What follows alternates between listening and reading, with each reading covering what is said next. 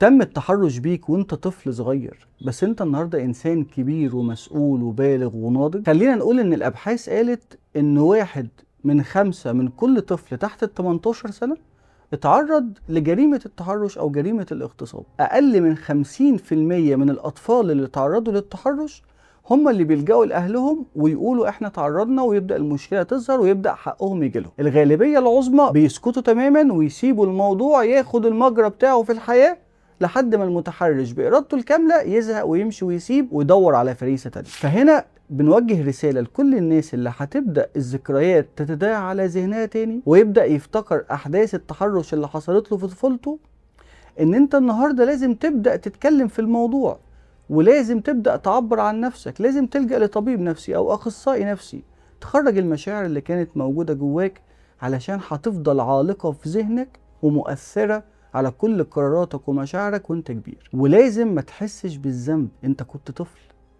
انت ما كنتش فاهم ايه اللي بيحصل. فمهما كان الجاني او المتحرش زرع في دماغك ان انت مسؤول او ان انت مشترك، هي دي كانت طريقته في التلاعب علشان يسيطر عليك وياخد منك اللي هو عايزه. فانت هنا كان لا حول لك ولا قوة وما كانش بايدك حاجة تعملها.